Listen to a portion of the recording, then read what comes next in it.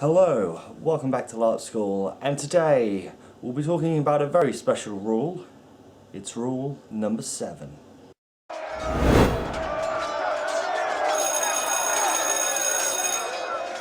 Yes, hello, and today, as I said, we'll be talking about rule 7, and now if you're not sure what rule 7, I'll have a link below, which is basically tips and rules for all LARPers that all LARPers should follow. And rule 7 is quite simply, in 4 words, it's the morning, terrible.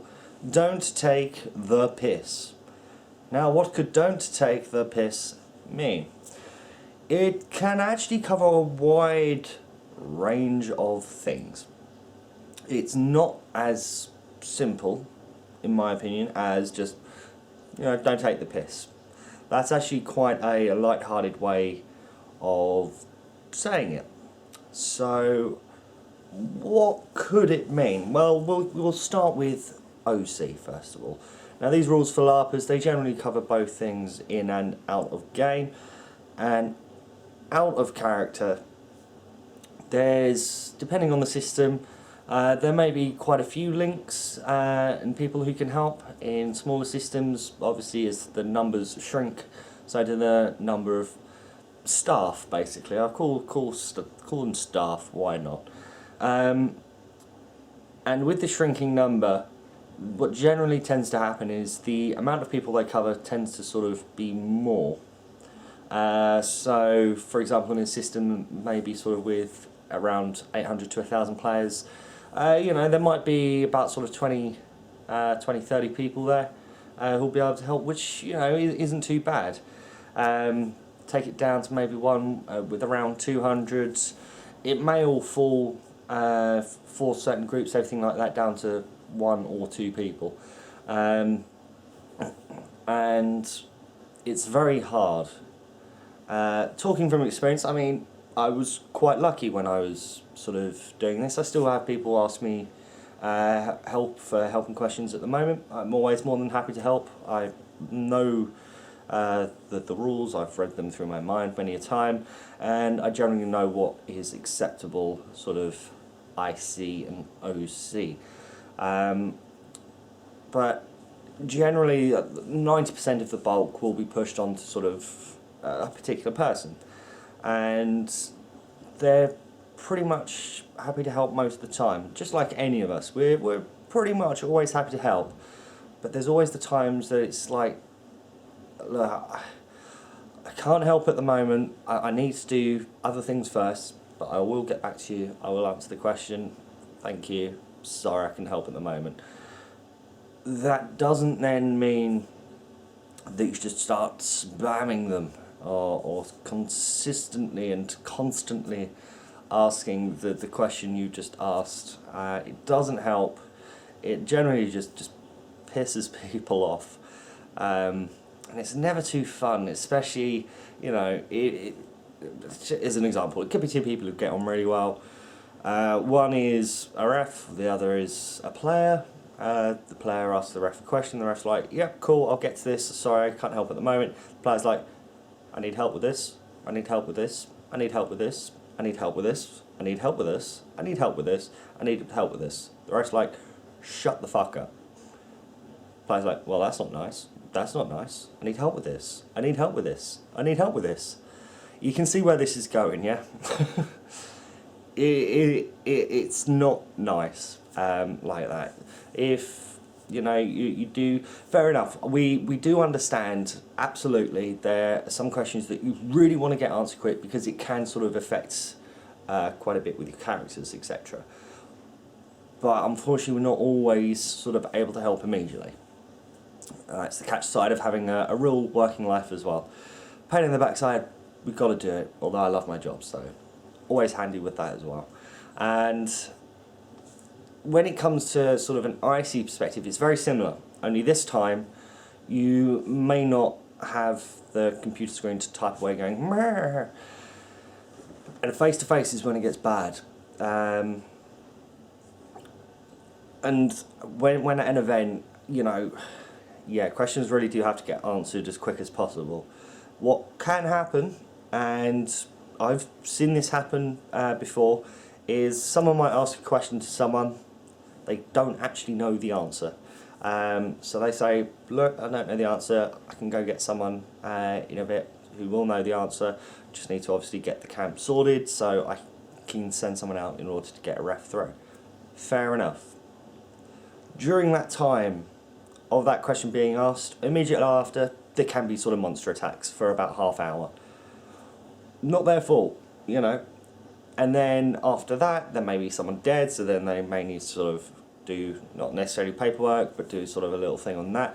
Before you know it, it's been an hour and a half since the question was asked, and they're asking if it's been asked. It's like, damn, no, sorry. I'll definitely go get someone now. You know, it can continue like that for a whole evening sometimes, and it's not anybody's fault.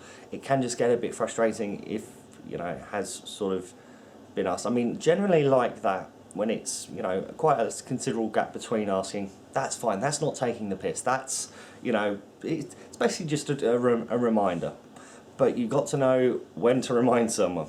You've got to know timings. You can't be reminding someone every 5 minutes, because that's not helpful to anyone. That's A, taking you out of immersion every 5 minutes, just so you can get this question answered.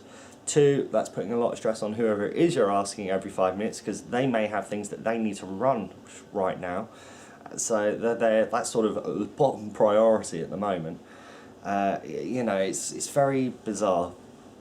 And also, IC-wise, taking the piss, it can also sort of work through to your character itself.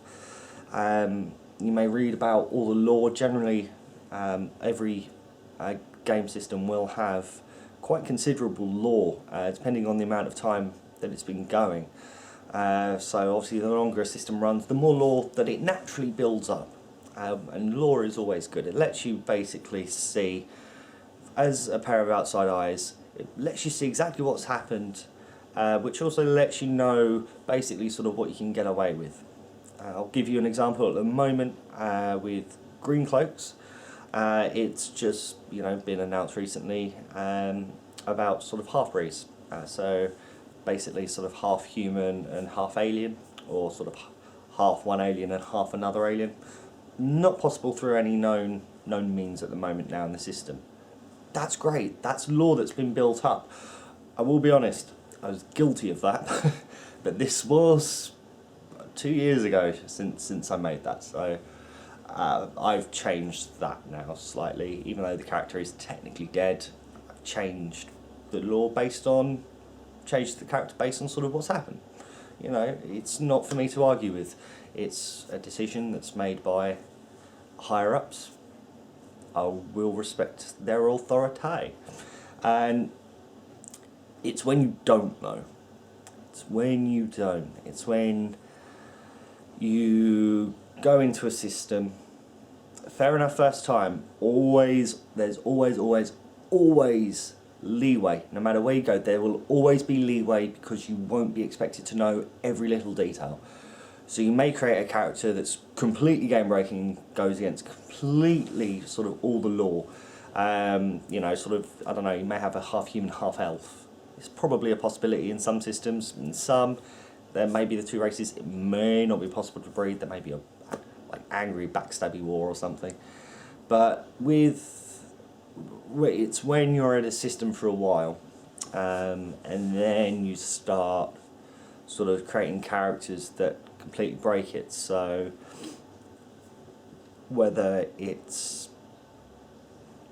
coming up with races that don't even exist, and having a character that's that, or whether it's creating a character, as going back to another video, that breaks the fourth wall completely, that just brings everyone out of immersion. There are lots of ways to take the piss, but you've always got to remember, you're there to have fun, so's everyone else. And you've got to ask yourself, and this goes for everyone, so players, refs, higher ups, the like, what can I do to put as little stress on me, but to give as much enjoyment to others? seems fair, seems pretty simple.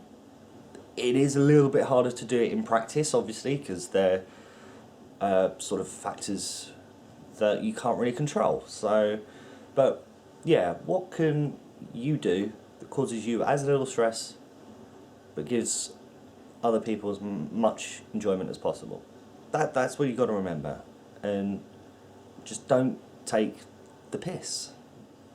It's simple, but there's so many ways that you can, and it's never good. But anyway, I think I've rambled on long enough about this. Next time we will be looking at weapons checking. So until then, thank you very much for watching, take care, and goodbye for now.